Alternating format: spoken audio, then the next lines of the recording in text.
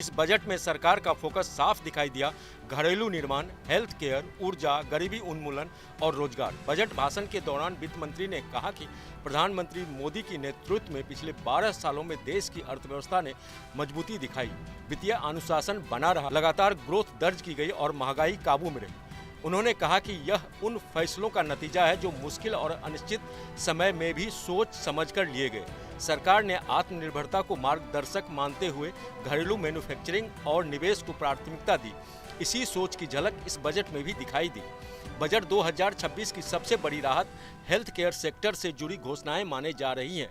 वित्त मंत्री ने साफ किया कि सरकार चाहती है कि शुगर यानी डायबिटीज और कैंसर जैसी गंभीर बीमारियों की दवाएं आम लोगों को सस्ती कीमत पर मिले। उन्होंने बताया कि इन बीमारियों का इलाज लंबे समय तक चलता है। इससे मरीजों पर भारी आर्थिक बोझ पड़ता है। खास तौर पर मिडिल क्लास और बुजुर्गों के लिए यह चुनौती बन जाता है। सरकार अब इस बोझ को कम करने की दिशा में कदम उठा रही है। इसी मकसद से दवाओं की कीमतों में कटौती की तैयारी की गई है ताकि इलाज सभी को पहुँच सके।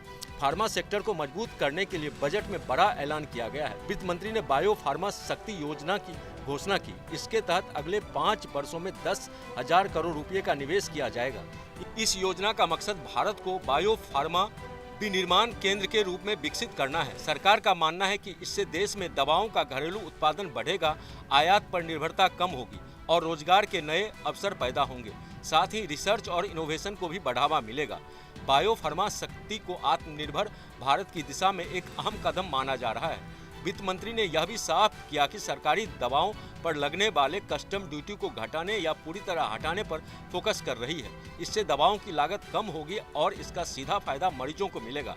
कैंसर, डायबिटीज और ऑटो इम्यून बीमारी जैसे आर्थराइटिस और ल्यूपिकस से पीड़ित लोगों के लिए यह बड़ी राहत हो सकती है। आज के समय में इन बीमारियों का इलाज बेहद महंगा हो चुका है। कई मरीजों को सालों तक दवाइयां लेनी पड़ती है।